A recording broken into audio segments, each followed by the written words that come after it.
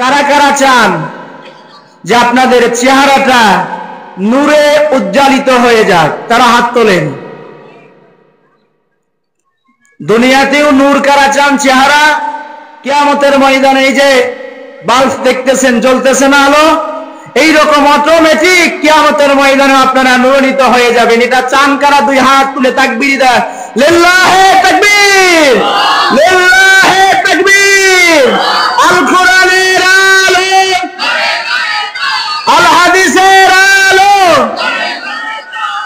আপনারা সকলে চান এটা একটা আমলের মাধ্যমে কিয়ামতের ময়দানে আপনি যখন হাঁটবেন আপনার সামনে নূর থাকবে, আপনি যখন হাঁটবেন পেছনে নূর থাকবে, আপনি যখন হাঁটবেন আপনার ডানে নূর থাকবে, আপনি যখন হাঁটবেন আপনার বামে নূর থাকবে। অর্থাৎ আপনার পুরো দেহটা একটা নূরে চমকাতে থাকবে কিয়ামতের ময়দানে। বলি সুবহানাল্লাহ।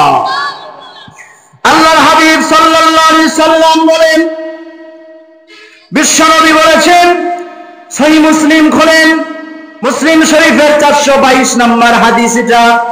আল্লাহ রাসূলের সাহাবী হযরত আবু মালিক আশআরী রাদিয়াল্লাহু তাআলা আনহু বর্ণনা করেন, বিশ্বনবী মুহাম্মদ রাসূলুল্লাহ বলেন, আত-তাহুরু শাতরুল ঈমান। পবিত্রতা কার অঙ্গ? কথা বলেন, পবিত্রতা কার অঙ্গ? ঈমানের অঙ্গ। এরপর বিশ্বনবী বলেছেন আলহামদুলিল্লাহ। সবাই বলেন আলহামদুলিল্লাহ। আপনারা বলছেন আলহামদুলিল্লাহ? কারা কারা বলেন নাই হাত তোলেন। সবাই বলছেন, সবাই বলেছেন। আবারও বলেন আলহামদুলিল্লাহ। সুসংবাদ শুনবেন না শুনবেন না? তাহলে সুসংবাদ শোনেন। রাসূল বলেছেন সহিহ মুসলিমের 422 নম্বর হাদিস, তামনাউল মিজান, প্রত্যেকটা মানুষের জন্য মিজানের পাল্লা নেকি দিয়ে ভরে গেছে। আবারও বলা যাবে সুবহানাল্লাহ। আপনাদের এখন প্রত্যেকটা মানুষের মিজানের পাল্লা নেকি দিয়ে পরিপূর্ণ হয়ে গিয়েছে, এই জন্য বলি সুবহানাল্লাহ। এরপরে বিশ্বনবী বলেন, সুবহানাল্লাহি ওয়াল হামদুলিল্লাহি তামলামিউ তামলু মা বাইনাস সামাওয়াতি ওয়াল আরদি। কোন বান্দা যখন সুবহানাল্লাহ বলে আর আলহামদুলিল্লাহ বলে, সুবহানাল্লাহ ওয়াল হামদুলিল্লাহ তামলামিউ তামলু মা বাইনাস সামাওয়াতি ওয়াল আরদি। বান্দা যখন সুবহানাল্লাহ বলে আর আলহামদুলিল্লাহ বলে, আসমান আর জমিনের মধ্যে যেটুকু ফাঁকা জায়গা, সমস্ত ফাঁকা জায়গাকে আল্লাহ রাব্বুল আলামিন নেকি দিয়ে পরিপূর্ণ করে দেন। এত ওয়াজ শোনার দরকার আছে? আসমান আর জমিন নেকি দিয়ে পরিপূর্ণ হয়ে যাবে দুইটা বাক্যের মাধ্যমে। কয়টা? সবাই বলি সুবহানাল্লাহ, আলহামদুলিল্লাহ। অটোমেটিক কিন্তু এটা ভরে গেছে সব দিয়ে, দেখতে পাচ্ছেন না, কিন্তু হাসরের মাঠে আল্লাহ রাব্বুল আলামিন আপনাকে দেখিয়ে দেবেন। বলি আমিন। এরপরে বিশ্বনবী বলেছেন, আসসালাতু নূরুন, সালাত হলো নূর।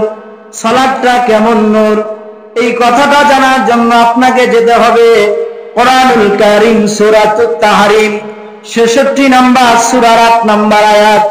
আল্লাহ রাব্বুল আলামিন বলেন, ওয়াল্লাযীনা আমানু মাআহু নূরুহুম ইয়াসআ বাইনা আইদিহিম ওয়া বিআইমানিহিম ইয়াকুলুনা রাব্বানা আতিনা নূরা। আল্লাহ পাক বলছেন, হাসরের ময়দানে আপনি ইমানদার নারী পুরুষদেরকে দেখতে পাবেন যারা সালাত আদায় করে। হাসরের ময়দানে আপনি এদেরকে দেখতে পাবেন। হে রাসূল, এরা যখন হাঁটবে এদের সামনে নূর থাকবে, পেছনের নূর থাকবে, ডানে নূর থাকবে, বামে নূর থাকবে। নামাজিকে হাসরের ময়দানে অটোমেটিক একটা বাল্ব বাতির মতো লাগবে। জোরে বলি সুবহানাল্লাহ। প্রিয় ভাই আমার, আল্লাহর হাবিব সাল্লাল্লাহু আলাইহি সাল্লাম বলেছেন, মুসনাদে আহমদের 10 নম্বর খণ্ড 83 নং পৃষ্ঠায় হাদিস এসেছেন। বিশ্ব নবী মুহাম্মদুর রাসূলুল্লাহ সাল্লাল্লাহু আলাইহি সাল্লাম বলেছেন, যে ব্যক্তি 5 ওয়াক্ত সালাত 5 ওয়াক্ত নামাজ সঠিকভাবে যারা আদায় করবে, 5 ওয়াক্ত নামাজ যারা নিয়মিত আদায় করবে, আল্লাহ রাব্বুল আলামিন তাদেরকে 3টা পুরস্কার দান করবে। কয়টা পুরস্কার? বিশ্ব নবী বলেছেন 5 ওয়াক্ত নামাজ যারা আদায় করবেন, আল্লাহ রাব্বুল আলামিন তাদেরকে 3টি পুরস্কার দান করবেন। বিশ্ব নবী বলেন, 1 নম্বর পুরস্কার নামাজিকে আল্লাহ রাব্বুল আলামিন দান করবেন, কানাত লাহু নূরান, এই ব্যক্তি দুনিয়াতেও আলোকিত হবে, এই ব্যক্তি কিয়ামতের ময়দানেও আলোকিত হবেন। জোরে বলি সুবহানাল্লাহ। নামাজ যারা পড়বেন দুনিয়াতেও তারা আলোকিত হবেন, কিয়ামতের ময়দানেও তারা আলোকিত হবেন। বিশ্ব নবীজি বলছেন 2 নাম্বার যেই পুরস্কারটা আল্লাহ রাব্বুল আলামিন নামাজীকে দেবেন, আল্লাহ রাসূল বলেছেন ওয়া বুরহানা, কিয়ামতের ময়দানে আপনি আমি যখন দাঁড়াবো, হাসরের ময়দানে আপনি আমি যখন দাঁড়াবো, আল্লাহ রাব্বুল আলামিনের কাছে আপনার সালাত আপনার নামাজ দলিল হিসাবে উপস্থিত হয়ে যাবে। আপনার সন্তান আপনার থাকবে না, আপনার স্ত্রী আপনার কাছে থাকবে না, আপনার মা বাবা আপনার কাছে থাকবে না। বিশ্ব নবী বলেছেন ওয়া বুরহানা, কিয়ামতের ময়দানে এই নামাজ নামাজীদের জন্য দলিল স্বরূপ হিসাবে আল্লাহর দরবারে উপস্থিত হয়ে যাবে। নবীজি বলছে নামাজীদের জন্য 3য় নাম্বার যে পুরস্কার আল্লাহ রাব্বুল আলামিন দেবেন, ওয়া নাজাতা, কিয়ামতের ময়দানে এই নামাজ আপনাকে জাহান্নাম থেকে মুক্তির সার্টিফিকেট সনদ হিসেবে দাঁড়ায়া যাবে।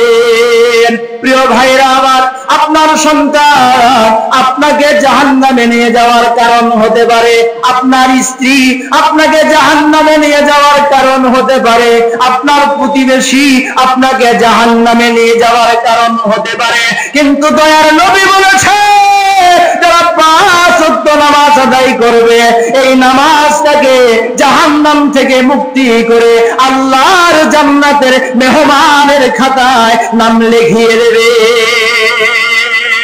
এই জন্য বিশ্ব নবী বলেছেন আসসালাতু নূরুন, কারণ নামাজ হলো জ্যোতি, নামাজ হলো নূর। কোন কালো মানুষও যদি নামাজ পড়ে আল্লাহ পাক দুনিয়াতেও তাকে চেহারাকে সুন্দর করে দেবে, কিয়ামতের ময়দানে মাহশরের ময়দানে আল্লাহ রাব্বুল আলামিন তাকে নূরান্বিত কমপ্লিট একটা নূর তার চেহারার মধ্যে আল্লাহ দান করবেন।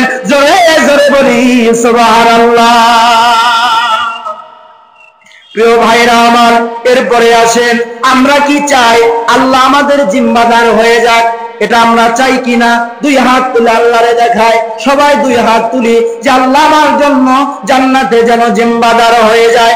আরে আল্লাহ ঘোষণা করেছে বান্দা, দুনিয়ার মানুষ যদি তোমার জিম্মাদার না হয়, দুনিয়ার মানুষ যদি তোমার জিম্মা না নিতে চায়, দুনিয়ার মানুষ যদি তোমার জিম্মা না নিতে চায়, বান্দারে 5 ওয়াক্ত নামাজ পড়ো, দুনিয়ার মানুষের জিম্মা লাগবে না, নবী রাসূলের জিম্মা লাগবে না, স্বয়ং আমি আহকামুল হাকিমিন আল্লাহ তোমার জান্নাতের স্বয়ং জিম্মাদার হয়ে যাব।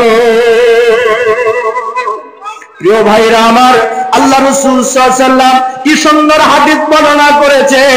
আবু দাউদ শরীফ খোলেন, 430 নম্বর হাদিস পেয়ে যাবেন।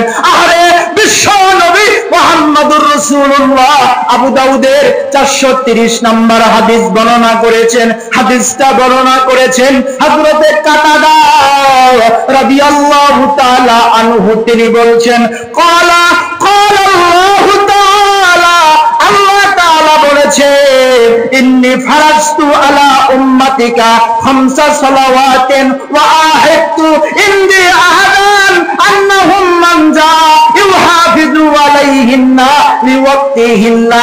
বিশ্ব নবী বলেছেন, ইয়া রাসূলুল্লাহ, আপনার কোন উম্মত যদি 5 ওয়াক্ত নামাজ সঠিকভাবে আদায় করে, 5 ওয়াক্ত নামাজ যদি আপনার কোন উম্মত, কোন বান্দা, কোন বান্দি, কোন পুরুষ, কোন মেয়ে যদি 5 ওয়াক্ত নামাজ পড়ে, নবী হে ইউহাফিজু আলাইহিন্না লিওয়াক্তিহিন্না, নামাজকে হেফাজত করে, আদখাল, আল্লাহ রাসূল বলেছেন, আদখালাহুল জান্নাহ, আমি আল্লাহ তাকে জান্নাতে নিয়ে যাওয়ার জন্য স্বয়ং আমি আহকামুল হাকিমিন তার জান্নাতে জিম্মাদার গ্রহণ করব।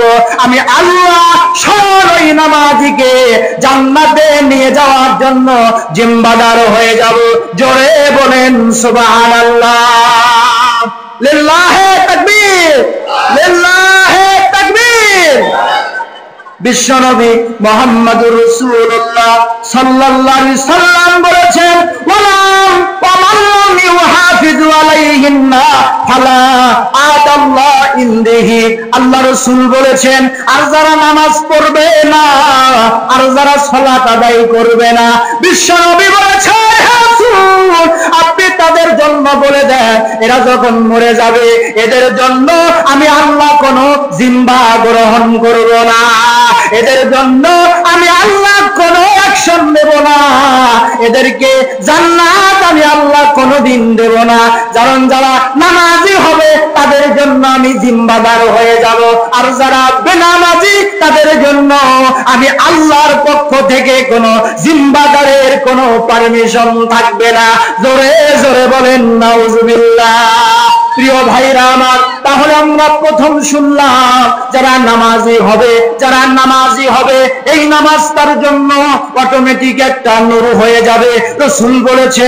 দ্বিতীয় নাম্বার, যারা নামাজি হবে এই নামাজিদের জন্য আসমানের মালিক, জমিনের মালিক, আপনার আমার মালিক, আপনাকে যিনি সম্মান দান করেছেন সেই মালিক, আপনাকে যিনি ঈশার নামাজের পর খাবার দান করেছেন সেই মালিক, আমার আহকামুল হাকিমিন আপনাদের জন্য, আমার জন্য জিম্বাদার হয়ে যাবে।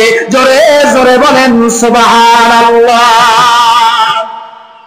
প্রিয় ভাইরা আমার, এরপরে আসে বিশ্ব নবী মুহাম্মদুর রাসূলুল্লাহ সাল্লাল্লাহু আলাইহি সাল্লাম বলেছে, কারা কারা আপনারা নিজের অতীতের গুনাহগুলো, মানে আপনার বয়স 80 বছর, আপনার বয়স 60 বছর, আপনার বয়স 50 বছর, ও আমার বৃদ্ধ ভাইরা, ও যুবক ভাইরা, ও আমার পর্দার অন্তরালের মা বোনেরা, আপনারা কারা কারা নিজের গুনাহগুলো মাফ করে নিয়ে এই মাহফিল থেকে কারা নিষ্পাপ হয়ে যেতে চান? 2 হাত তুলে আমার আল্লাহরে দেখায়া দেয়। লিল্লাহে তাকবীর, লিল্লাহে তাকবীর। প্রিয় ভাইরা আমার, নিজের অতীতের গুনাহগুলো মাফ হয়ে যাবে কোন আমলে?